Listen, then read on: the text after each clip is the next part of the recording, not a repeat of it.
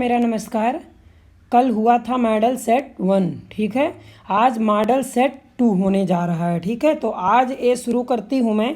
आचार्य रामचंद्र शुक्ल ने हिंदी साहित्य को कितने कालों में विभक्त किया है, ठीक है।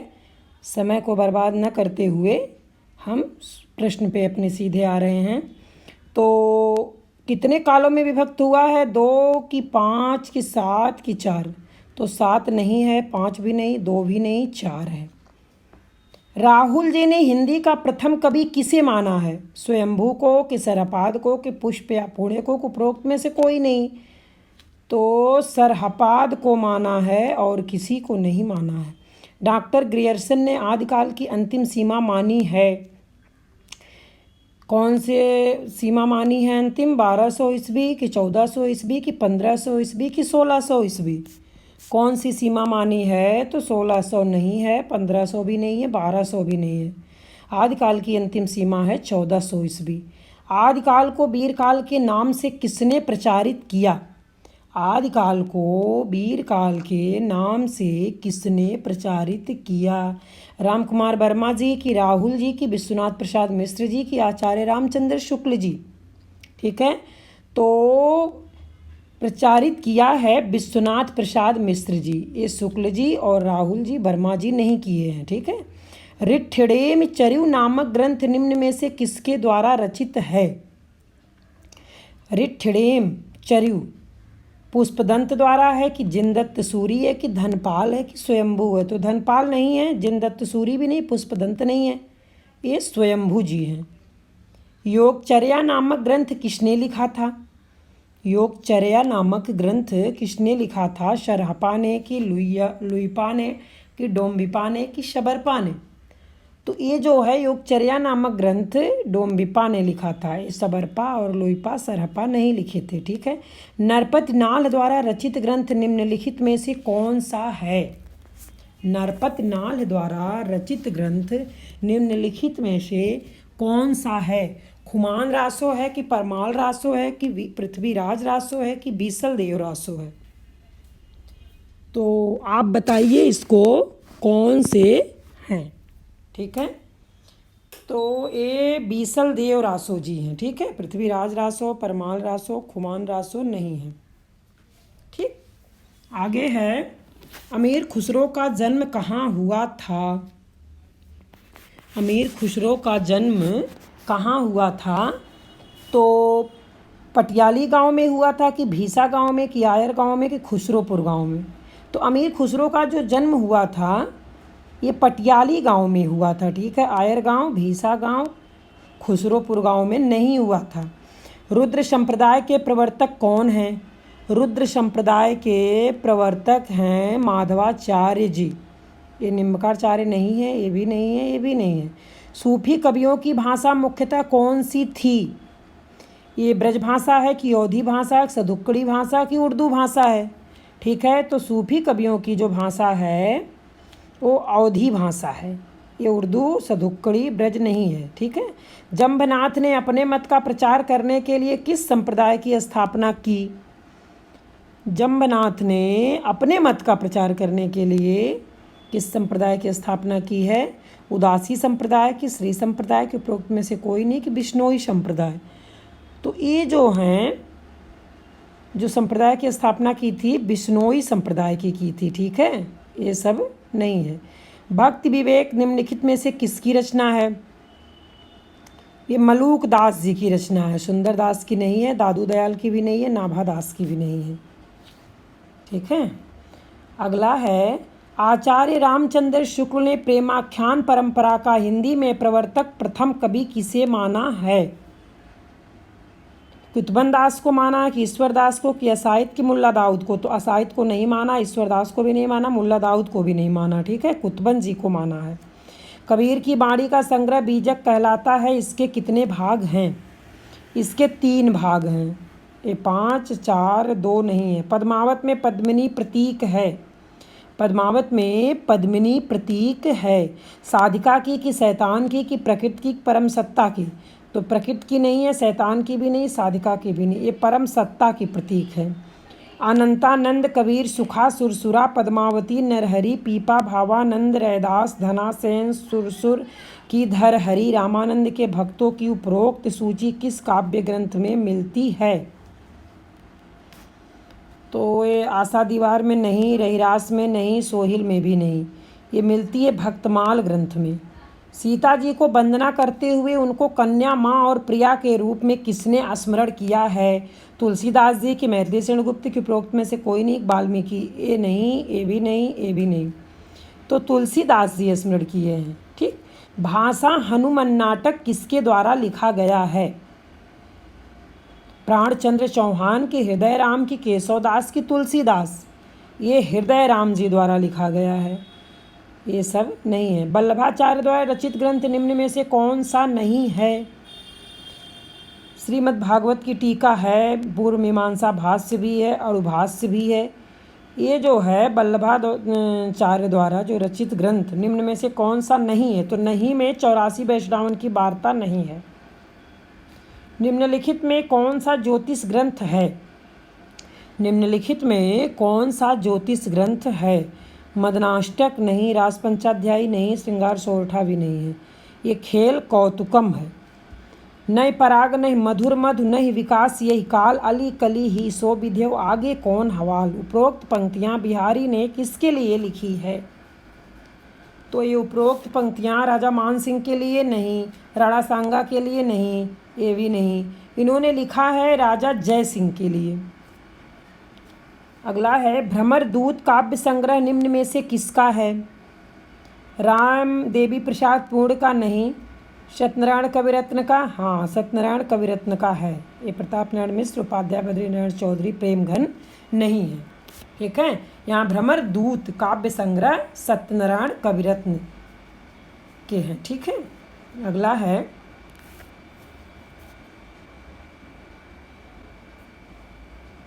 प्रेम मार्ग का एक ऐसा प्रवीण और धीर पथिक तथा जम्बादानी का ऐसा दावा रखने वाला ब्रजभाषा का दूसरा कवि नहीं हुआ।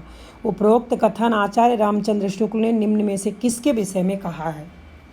ये बोधा के विषय में कहे हैं कि आलम के, कि घनानंद के, कि ठाकुर के? किसके विषय में कहे हैं? ठीक है, तो ठाकुर के नहीं हैं, आलम के भी नहीं हैं, ये बोधा के भी नहीं हैं, ये घनानंद के शब्द हैं। भारतेंदु जी ने रीतकालीन मुक्तकों का संकलन किस नाम से किया? किस नाम से किया है? कालिदास हजारों में नहीं, ये सुंदरी तिलक नाम से किया है। भारतेंदु बिरदावली में भी नहीं है, भारतीय वंदना में भी नहीं है, सुंदरी तिलक में है। उझक उझक पद कंजन के पंजन पै, पेख पेख पाती छाती दोहन छवै लगी। हम क्यों लिख्यो है कहाँ, हमको लिख्यो है कहाँ, हमको लिख्यो है कहाँ, कहन सब लगी। उपरोक्त पंक्तियाँ किसके द्वारा रचित है? तो ये पंक्तियाँ जो है रत्नाकर जी द्वारा रचित है। मतिराम की नहीं है, पद्माकर की भी नहीं है, घनानंद की भी नहीं है, ये है रत्नाकर जी की।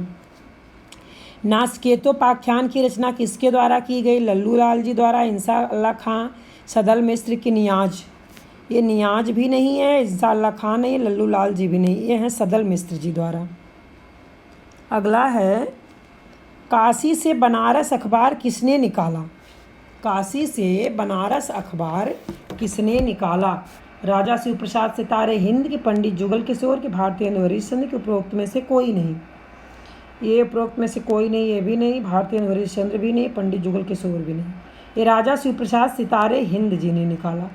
बंगदूत नामक पत्र हिंदी में किसके द्वारा निकाला गया? बंगदूत नामक पत्र हिंदी में किसके द्वारा निकाला गया?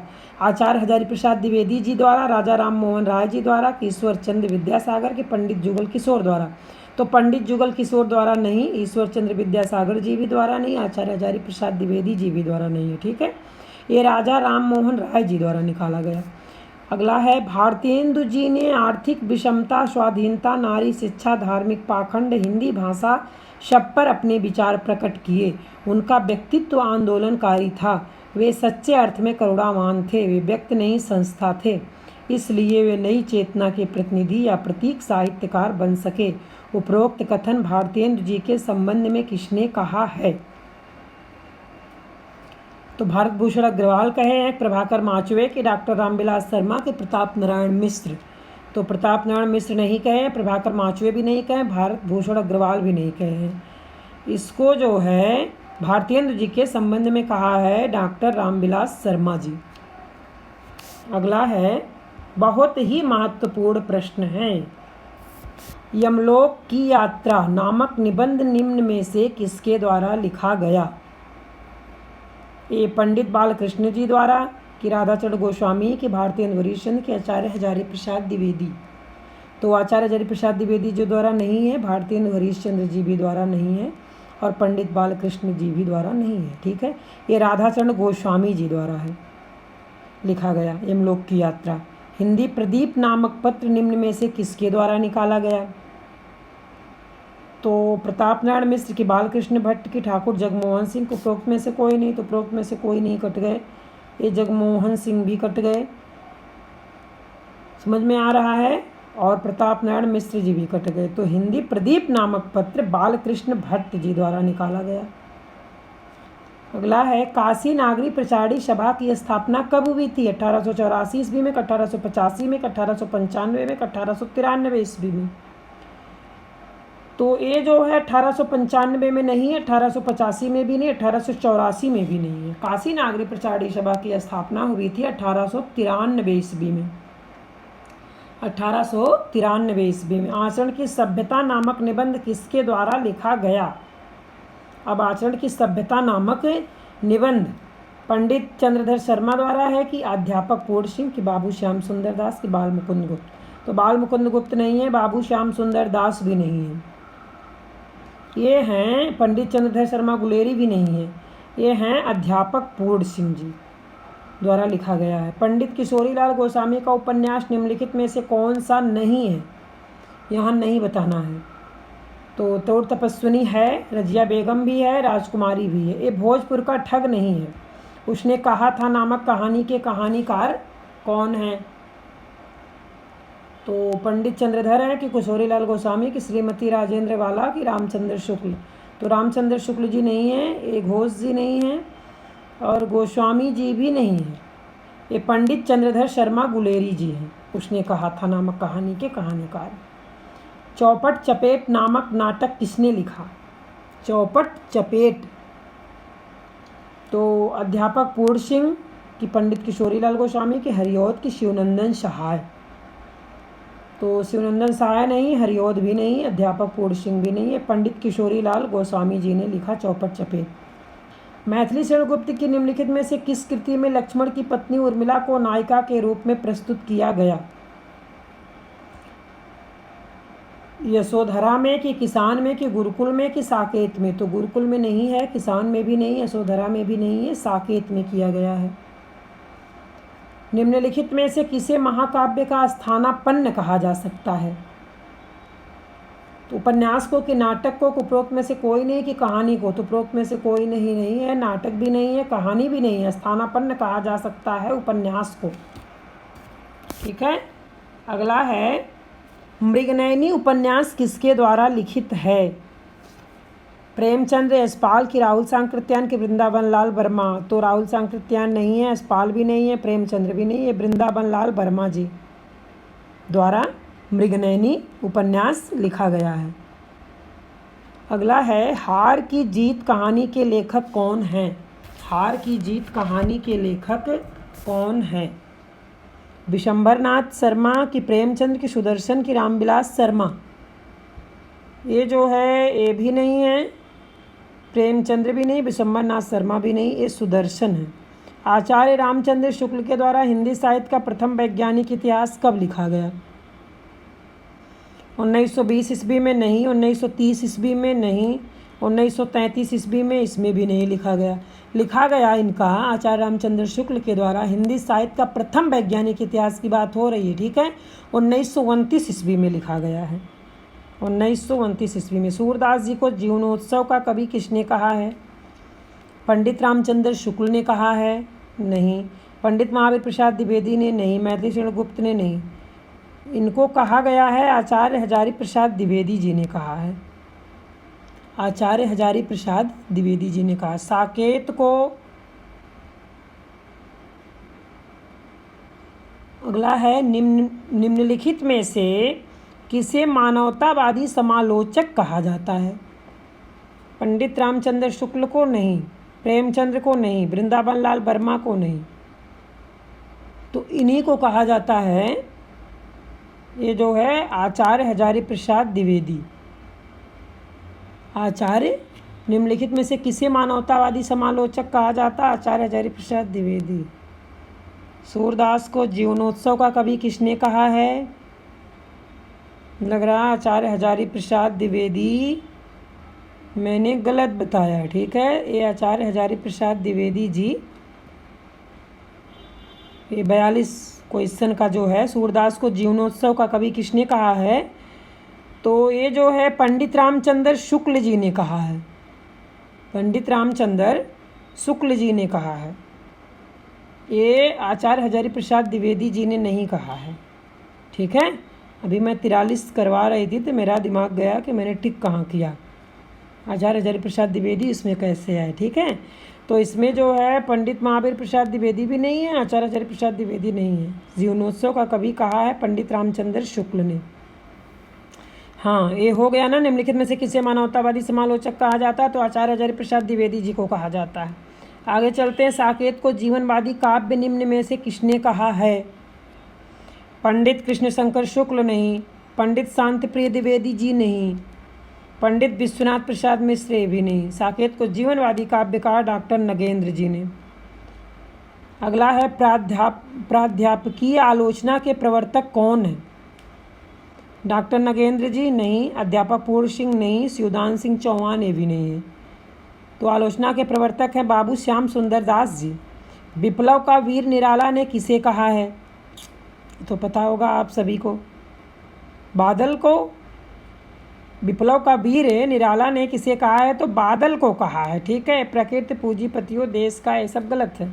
निम्नलिखित में से कौन सी जयशंकर प्रसाद जी की अंतिम कृति है? तो उर्वशी की झरना की आंसू की कामायनी। तो अंतिम कृति है इनकी कामायनी। इनकी सभी कृतियां हैं, ये भी है, ये भी है, ठीक है। उर्वशी भी है, आंसू भी है, झरना भी है, लेकिन अंतिम पूछा गया यहाँ, तो अंतिम है कामायनी। अगला चलते हैं। विचार और वितर्क का प्रकाशन किस वर्ष हुआ? विचार और वितर्क का प्रकाशन किस वर्ष हुआ? 1940 ईस्वी में नहीं, 1948 ईस्वी में नहीं, 1949 ईस्वी में नहीं। ये विचार और वितर्क का प्रकाशन जो हुआ था 1945 ईस्वी में हुआ था। मैं नीर भरी दुख की बदली को किसकी प्रतिनिधि पंक्ति कहा जाता है? मैं नीर भरी दुख की बदली सुमित्रानंदन पंत जी को नहीं, निराला जी को नहीं, उपरोक्त में से कोई नहीं है, तो नहीं है, ठीक है। ये प्रतिनिधि पंक्ति कहा जाता महादेवी वर्मा जी को। अगला है दूसरे तार सप्तक का प्रकाशन कब हुआ था? दूसरे तार सप्तक का प्रकाशन कब हुआ था? तो दूसरे तार सप्तक का प्रकाशन 1943 ईस्वी में नहीं, 1949 ईस्वी में नहीं, 1959 ईस्वी में नहीं, ठीक है। दूसरे तार सप्तक का प्रकाशन हुआ था 1951 ईस्वी में। अब आप ये समझ लीजिए कि जो ये 1943 ईस्वी है, इसमें ये प्रथम तार सप्तक था। जो तार सप्तक था ये प्रथम तार सप्तक था, और इसके कवि हैं प्रथम तार सप्तक के अज्ञे, मुक्तिबोध, गिरजा कुमार माथुर, प्रभाकर माचवे, भारत भूषण अग्रवाल, नेमिचंद्र जैन, रामविलास शर्मा, ठीक है। 7 कवि हैं इसमें। तो इसको कहा जा रहा है तार सप्तक के कवि, ठीक है। अब 1943 ईस्वी जो है वो प्रथम तार सप्तक हुआ है। अब दूसरा तार सप्तक है 1951 ईस्वी जो पूछा गया है। हाँ, अब 1951 ईस्वी में कौन कौन से कवि हैं? हरिनारायण व्यास जी हैं, शमशेर बहादुर हैं, भवानी प्रसाद मिश्र जी हैं, नरेश मेहता हैं, शकुंतला माथुर हैं, रघुवीर सहाय हैं, धर्मवीर भारती हैं, ठीक है। ये दूसरे तार सप्तक के हैं। अब तीसरा तार सप्तक कब है प्रकाशित? 1959 ईस्वी में हुआ है तीसरा तार सप्तक। तीसरे तार सप्तक में कुंवर नारायण, कीर्ति चौधरी, केदारनाथ सिंह, प्रयाग नारायण त्रिपाठी, मदन वात्सायन, विजय देव नारायण शाही, सर्वेश्वर दयाल सक्सेना जी। 7 कवियों को तार सप्तक कवि कहा गया। 7 मिल करके एक एक तार सप्तक की बारे में रचना किया है इन लोगों ने।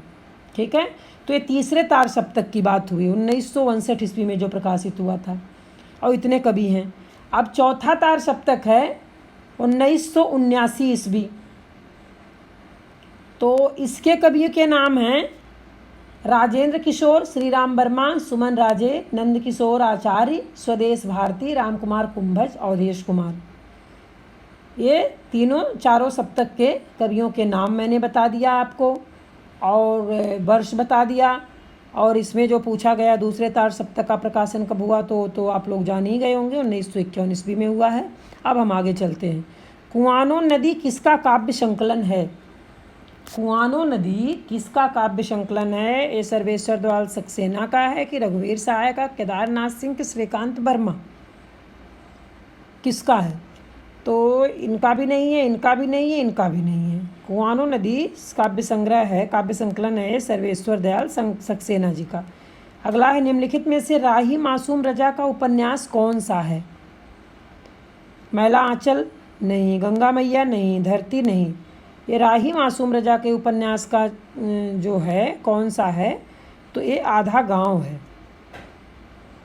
अगला है निम्नलिखित में से किस उपन्यास का जिक्र अंगुत्र निकाय में हुआ है? अंगुत्र निकाय में हुआ है, मृगनयनी में, कि मैला आंचल में, कि पुनर्नवा में, कि सिंह सेनापति में? तो ये जो अंगुतर निकाय में जो हुआ है उपन्यास का जिक्र, ये सिंह सेनापति में हुआ है, इन सब में नहीं हुआ है। मित्रों मरजानी निम्नलिखित में से किसकी रचना है? रविंद्र कालिया की नहीं, राजेंद्र यादव की नहीं, फणीश्वर नाथ रेणु की नहीं, ये कृष्णा शोभती जी की रचना है। स्वातंत्र्योत्तर भारत का पहला हिंदी नाटक जिसमें टूटते हुए पारिवारिक मूल्यों को यथार्थवादी ढंग से प्रस्तुत किया गया है, निम्न में से कौन सा है? बताना कौन सा है। अंधा युग है नहीं, शारदिया है नहीं, मृत्युंजय है नहीं, इसमें आधे अधूरे हैं। गांधी जी ने अपनी आत्मकथा मूलतः किस भाषा में लिखी थी? ये तो सभी को पता होगा, मराठी में नहीं लिखी थी, हिंदी में नहीं लिखी थी, अंग्रेजी में नहीं लिखी थी, ये गुजरात के थे, तो गुजराती भाषा में इन्होंने अपनी आत्मकथा लिखी थी। अगला, एक बूंद सहसा उछली किसके द्वारा लिखित यात्रा वृतांत है? गे द्वारा, यशपाल द्वारा, रामवृक्ष बेनीपुरी के राहुल संकृत्यायन? तो ये भी नहीं, ये भी नहीं, ये भी नहीं। एक बूंद सहसा उछली है अज्ञे जी द्वारा। अगला है रसात्मक वाक्य को काव्य की आत्मा निम्न में से किसने माना है? पंडित राज जगन्नाथ ने माना है? नहीं। आचार्य कुंतल ने? नहीं। आचार्य दंडी ने? नहीं। ये कविराज विश्वनाथ जी ने माना है। रसात्मक वाक्य को काव्य की आत्मा निम्न में से किसने माना है? तो कविराज विश्वनाथ जी माने। अगला है वक्रोक्ति ही काव्य है, यह किस आचार्य का मानना है? वक्रोक्ति ही काव्य है, यह किस आचार्य का मानना है? तो ये आचार्य कुंतल का है कि आचार्य भोज का कि आचार्य आनंदवर्धन का? तो ये आचार्य बामन नहीं है, आचार्य भोज भी नहीं, आचार्य आनंदवर्धन भी नहीं, आचार्य कुंतल है। वक्रोक्ति ही काव्य है। विभत्स रस का स्थायी भाव है। विभत्स रस का स्थायी भाव विस्मय नहीं, क्रोध नहीं, शोक नहीं, जुगुप्सा है। संविधान में कब से सरकारी कामकाज को हिंदी में करने का आश्वासन दिया गया था? 1965 में, 1966 में, 1968 में, 1967 में? तो संविधान में 68 नहीं थे, 66 भी नहीं था और 67 भी नहीं था। ये 1965 ईस्वी में हिंदी में करने का आश्वासन मिला था संविधान में। अगला है उत्तर प्रदेश सरकार ने देवनागरी लिपि में सुधार के लिए आचार्य नरेंद्र देव की अध्यक्षता में समिति का गठन कब किया गया था? तो 1945 ईस्वी में नहीं, 1948 ईस्वी में नहीं, 1950 में नहीं, ये गठन किया गया था 1947 ईस्वी में। अगला है देवनागरी लिपि का दोष यह है कि इसमें ध्वनियों का पूर्ण विश्लेषण होता है कि अर्ध विश्लेषण होता है? तो पूर्ण विश्लेषण नहीं होता, अर्ध भी नहीं होता, पूर्ण विश्लेषण नहीं हो पाता है। हाँ, तो ये सही है, सी, पूर्ण विश्लेषण नहीं हो पाता है। अगला है सुमेलित कीजिए। कामायनी पुस्तक के पात्र के नाम हैं और प्रतीक है नीचे दिया गया है। तो ये सुमेलित करना है कि कौन सा है इसमें, ठीक है, मिलान करना है हमें। तो इसके जो आंसर होंगे आपको, मनु बुद्धि है कि श्रद्धा मन है कि ईड़ा हृदय है।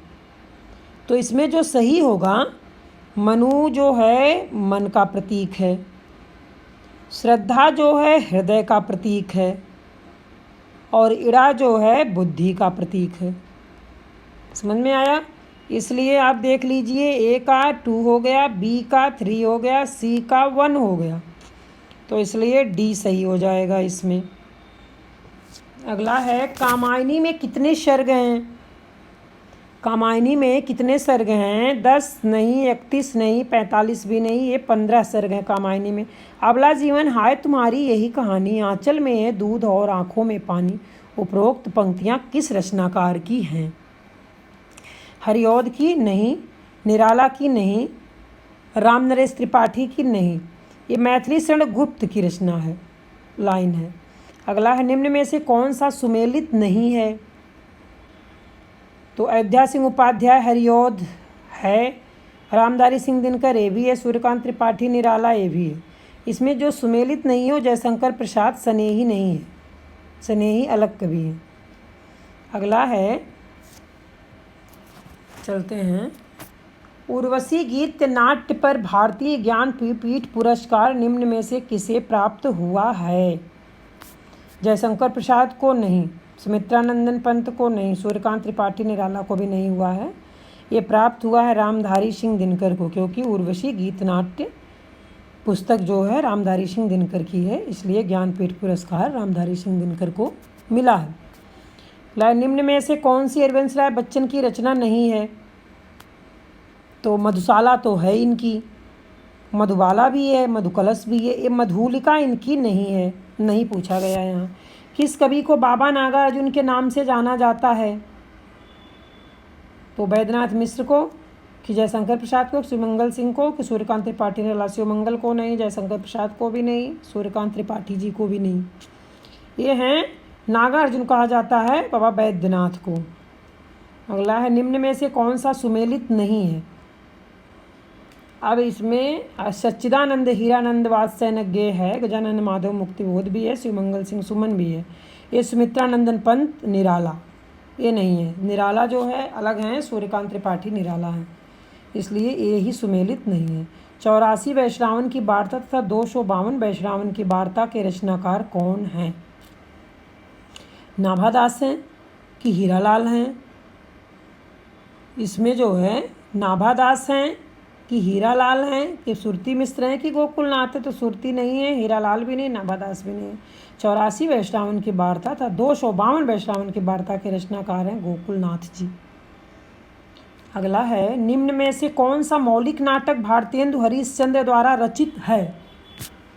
मौलिक नाटक यहाँ पूछा जा रहा है, तो ये कौन सा मौलिक नाटक है ये बताना है। भारत दुर्दशा है कि अंधेर नगरी की उपरोक्त सभी की प्रेम योगिनी।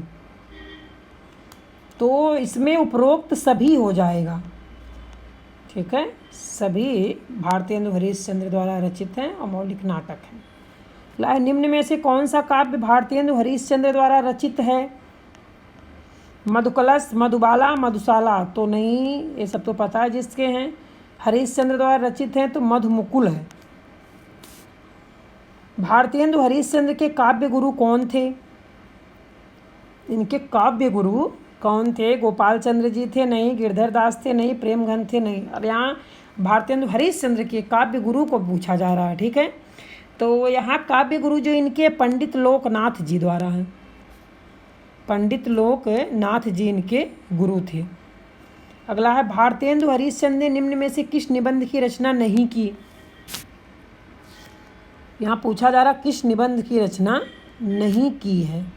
सबय जाति गोपाल की ये तो की है, कुछ आप बीती कुछ जग बीती ये भी किया है, बंग भाषा की कविता ये भी किया है। ये कहनी अनकहनी निबंध की रचना नहीं की है, ठीक। निम्न में से कौन सा कवि रीति मुक्त धारा का नहीं है? रश्लीन है कि बोधा की ठाकुर की आलम? तो बोधा तो हैं, ठाकुर भी हैं रीतमुक्त धारा के कवि।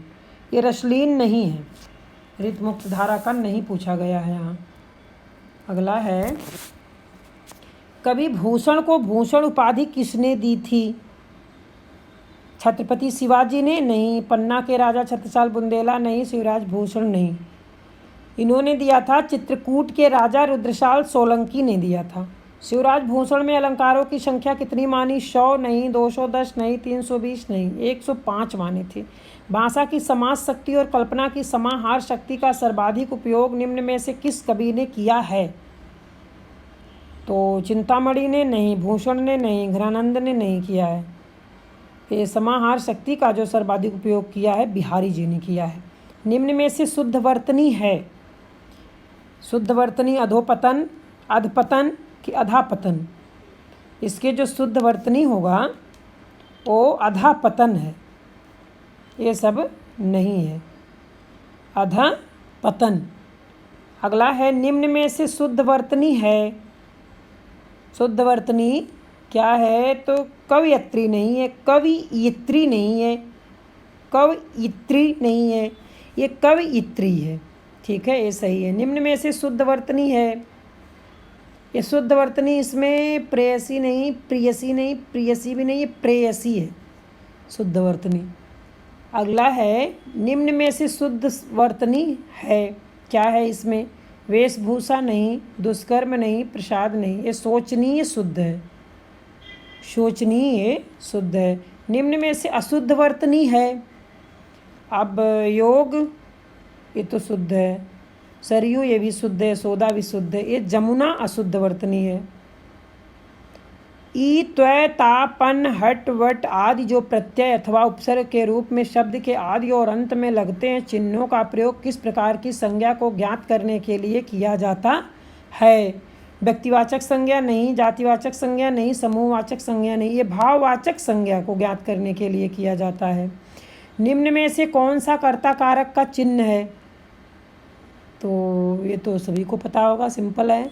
से द्वारा नहीं है, में नहीं है, को भी नहीं है, जानने के लिए है। जैसे कर्ता ने कर्म को कर्ण से, ये बोल रहे हैं ना, तो यहाँ कर्ता ने आ रहा है, तो यहाँ कर्ता कारक का चिन्ह पूछा गया है, तो कर्ता ने आएगा। सूर्योदय का सही संधि विच्छेद है? सूर्योदय का सही संधि विच्छेद, सूर्य धन उदय नहीं, सूर्य धन उदय नहीं, सूर्योधन दय ये भी नहीं है, सूर्य धन उदय सही है। निश्चल का सही संधि विच्छेद है? तो निश्चल का सही संधि विच्छेद है निस्धन छल नहीं, निस्धन छल ये भी नहीं, निस्धन छल ये भी नहीं, निधन सछल नहीं, निधन छल ये सही है। अधोगति का सही संधि विच्छेद है? अध अगति नहीं, अध ओगति नहीं, अधो अगति नहीं, ये अधा अगति, अधा धन गति, ये अधोगति हो गया, अधा धन गति। अगला है, कौन से समूह में सभी शब्द इंद्र के पर्यायवाची हैं? कौन से समूह में सभी शब्द इंद्र के पर्यायवाची हैं? तो सुरपत देवराज ये भी है, पुरंदर सचिपति ये भी है, सुरेश देवेश ये भी है। तो इसमें तो सभी शब्द हैं, इसलिए उपरोक्त सभी सही हो जाएगा। आमिष का विलोम शब्द है? सानिस है? नहीं। शाकाहारी है? नहीं। मांसाहारी है? नहीं। आमिष का विलोम शब्द है निरामिष।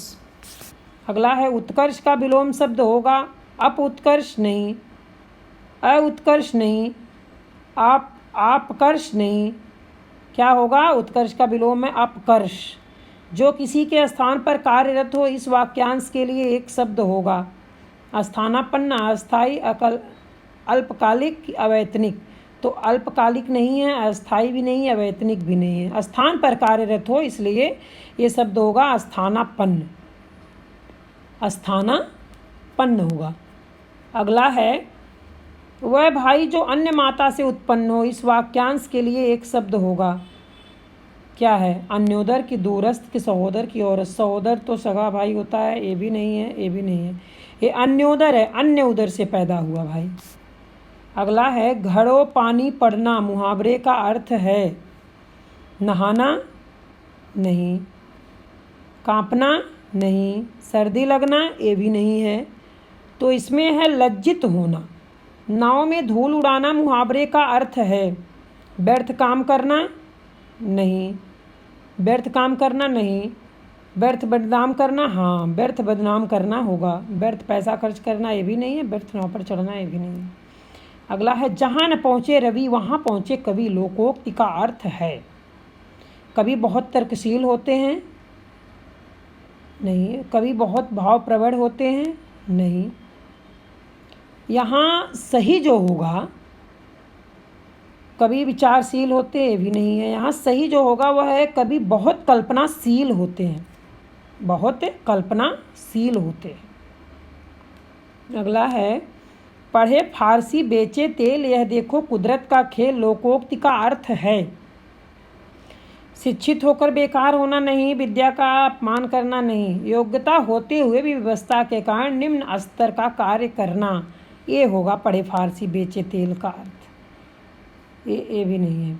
अगला भूख लगे तो घर की सूझी। लोकोक्ति का अर्थ है भूख लगने पर कोई भी चीज़ मिल जाना, नहीं। भूख लगी हो तो कुछ नहीं होता हैं, ये भी नहीं है। ज़रूरत पड़ने पर अपनों की याद आती है, ठीक है, ये होगा ज़रूरत पड़ने पर अपनों की याद आती है। अगला है कालिदास का सबसे प्रिय अलंकार निम्न में से कौन सा है। तो अनुप्रास नहीं, उत्प्रेक्षा नहीं, रूपक भी नहीं है। इनका है सबसे प्रिय अलंकार उपमा। सबसे प्रिय अलंकार है इनका उपमा।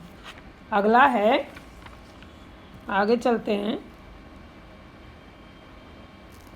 आगे है ये कभी कभी जो है काम नहीं करता, स्क्रीन ऊपर नीचे स्क्रीन नहीं जाता है, ठीक। आगे चलते हैं हम। निम्नलिखित ग्रंथों में से भारवी विरचित ग्रंथ का चयन कीजिए।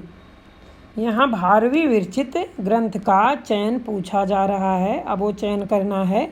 ये कुमार संभवम है, नहीं। मालती माधवम है, नहीं। उत्तर रामचरितम है, ये भी नहीं है। ये है किराता अर्जुनीयम। उत्तर रामचरितम कितने अंकों में विभाजित है। तो ये 3 नहीं, 5 नहीं, 9 नहीं। ये उत्तर रामचरितम विभाजित है 7 अंकों में। हरि शब्द का चतुर्थी एक वचन का रूप छांटिए।